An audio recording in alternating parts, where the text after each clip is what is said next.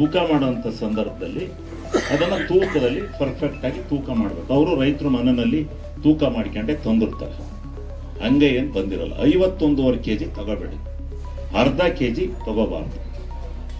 ಒಂದು ವೇಳೆ ಹೆಚ್ಚಿಗೆ ಆಕೆ ಬಂದುತ್ತ ರೈತ ಹೋಗು ಬದುಕಿ ಅಂತ ಬಿಟ್ಟ ಅನ್ನಿ, ಅದು ನಿಮ್ಮಿಷ್ಟ, ನಿಮ್ಮ ಅವರ ಸಂಬಂಧ, ನಾವು ಹೆಚ್ಚಿಗೆ ಹೇಳಕ್ಕಿಲ್ಲ. ಆದ್ರೆ ಕಾನೂನು ಏನ್ ಹೇಳುತ್ತೆ, 51 kg ಮೇಲೆ ಕೊಡಂಗಿಲ್ಲ ಅಂತ ಹೇಳುತ್ತೆ.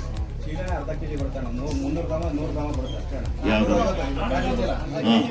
2 ಚೀಲವಲ್ಲಪ್ಪ, 1 ಕ್ವಿಂಟಾಲ್ಗೆ 1 kg ಅಲ್ಲ. ರೈತರಿಗೆ ಕೇಳೋ, ರೈತರಿಗೆ 2 ಚೀಲ ತೂಕ ಮಾಡೋದು, 2 ಸಾರಿ 51 kg ಅಂತೆ 2 ಸಾರಿ ತೂಕ ಮಾಡ್ತಾರೆ.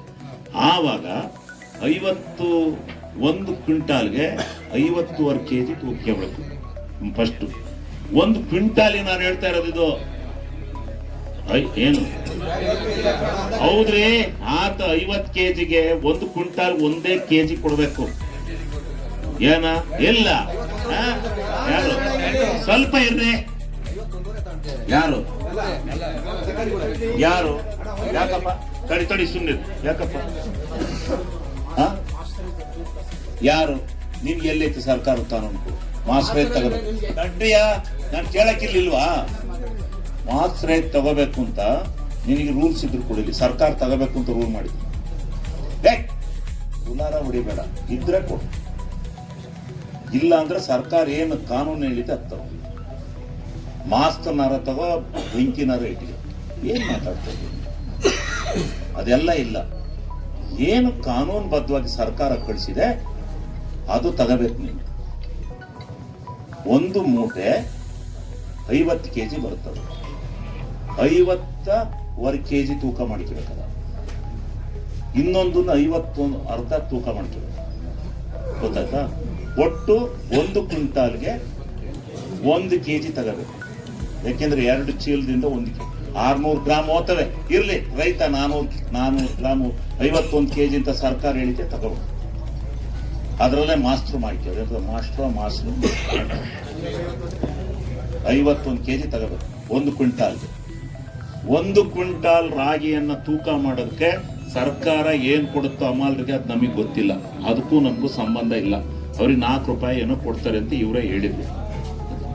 ಆದ್ರೆ ಮಾನವೀಯತೆ ದೃಷ್ಟಿಯಿಂದ ಅಮಾಲ್ರಿಗೆ 10 ರೂಪಾಯಿಯನ್ನ 100 ಜನ ಅಮಾಲ್ರಿಲ್ಲಿದ್ದೀವಿ, ನಮಗೂ ನಿಮ್ದು ನಾನು ಕೇಳ್ತಾ ಇಲ್ಲ, ಇರೋ ಸ್ವಲ್ಪ ಅಮಾಲ್ರದ್ದು ಕೇಳ್ತಾ ಇರೋದು. 10 ರೂಪಾಯಿಯನ್ನ ಕೊಡಿ ಅಂತೇಳಿ ನಾವು ಕೊಡ್ತೀವಿ ಅಂತೇಳಿ ರೈತರು ಒಪ್ಕೊಂಡಿದ್ದಾರೆ. ಅವತ್ತು ಒಪ್ಕೊಂಡ್ರು ರೈತರು, ನಾನಲ್ಲ ಹೇಳಿದ್ದದು. ರೈತರೇ ಹಣ ಬೇಕಾ ಬಿಟ್ಟಿ ಕೇಳ್ತಾರೆ ಅಂತ ಅಂದ್ರು. ಬೇಕಾ ಬಿಟ್ಟಿಲ್ಲ, ನಿಮಗೆ ಎಷ್ಟು ಕೊಡಕ್ಕಾಗುತ್ತೆ ಅಂದ್ರು.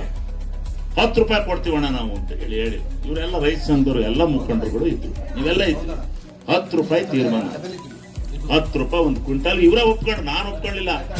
ನಾನು ಸರ್ಕಾರದ ಆಮೇಲೆ ಟ್ರಾನ್ಸ್ಪೋರ್ಟ್ ಕಾಂಟ್ರಾಕ್ಟರ್ ಕರೆಸ್ತೆ, ಅವನೇ ಇವ್ರಿಗೆ ಏನಿದ್ರು ಕೊಟ್ಟು ತೂಕ ಮಾಡಿಸ್ಬೇಕು. ಇವ್ನಿಗೆ 25 ಕೊಡ್ಲಿ, ಅವ್ನು ನಮಗೆ ಗೊತ್ತಿಲ್ಲ, ಅವನೇನ್ ಟೆಂಡರ್ ಹಾಕೊಂಡವ್ರು ನಮಗೆ ಗೊತ್ತಿಲ್ಲ ಅಂತ ಹೇಳಿದ್ರೆ, ನಮ್ಮ ರೈತರದ್ದು ಇದೆಯಲ್ಲ, ಇಲ್ಲಣ್ಣ ನಾವು 10 ರೂಪಾಯಿ ಕೊಡ್ತೀವಿ ಅಂತ ಹೇಳಿ ಹೇಳ್ಬಿಟ್ರು. ಅವತ್ತು ಏನ ರೈತರು ಕೊಟ್ರೆ, ಪ್ರೀತಿಯಿಂದ ಕೊಟ್ರೆ ಈಸ್ಕಳಿ ಅಂತ ನಾವು ಹೇಳೋಗಿದ್ವಿ.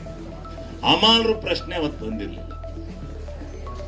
ಅಮಾಲ್ರು ಅವತ್ತು ಯಾರೋ ಬಂದು ನಮಗೆ ಅವನು ಎಷ್ಟು ಕೊಡ್ತಾನೆ, ಅವನು ಎಷ್ಟು ಬಿಡ್ತಾನೆ, ಇಲ್ಲಿಂದ ತೂಕ ಮಾಡೋದು ಅವಂದೇ, ತೂಕ ಮಾಡಿ ತಗೊಂಡೋಗಿ ವೇರ್ ಹೌಸ್ಗೆ ಹಾಕೋದು ಅವಂದೇ, ಇಲ್ಲಿಂದ ಅನ್ಲೋಡ್ ಮಾಡಿ, ಇಲ್ಲಿಂದ ಲೋಡ್ ಮಾಡ್ಕೊಂಡು ಅನ್ಲೋಡ್ ಮಾಡೋದು ಅವಂದೇ. ಇದಕ್ಕೆಲ್ಲ ಅವನಿಗೆ ಟೆಂಡರ್ ತಗತಾನೆ, ಅವ್ನು ಲಕ್ಷಾಂತರ ರೂಪಾಯಿ ತಗತಾನೆ. ಏನ್ ಬಿಟ್ಟಿ ಮನೆ ಮಾಡಲ್ಲ ಅವನು ಕಾಂಟ್ರಾಕ್ಟ್, ಬಿಟ್ಟಿ ಮಾಡ್ತಾ ಇಲ್ಲ ಅವನು ಕಾಂಟ್ರಾಕ್ಟರ್.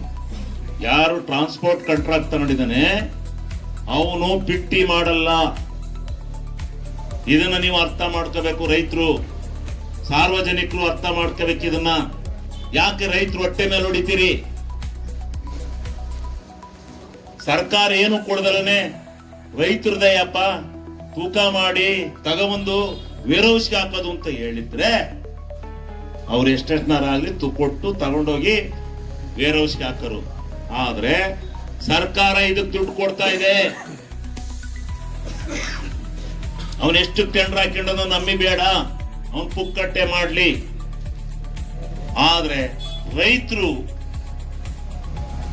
ಕನಿಕರ ಪಟ್ಟು 10 ರೂಪಾಯಿ ಕೊಡ್ತಾರೆ ಅನ್ನೋದನ್ನ ನೀವು ಮರೆತು ನಾವು ಅಮಾಲ್ರ ಜಾಸ್ತಿ ಇದೀವಿ, ನಮ್ಗೆ 70 ರೂಪಾಯಿ ಕೊಡಿ, 50 ರೂಪಾಯಿ ಕೊಡಿ ಅಂತ ಕೇಳಿದ್ರೆ ಯಾರಾದ್ರೂ ಮೆಚ್ಚಕ್ಕಾಗತ್ತಾ ಈ ಮಾತನ್ನ?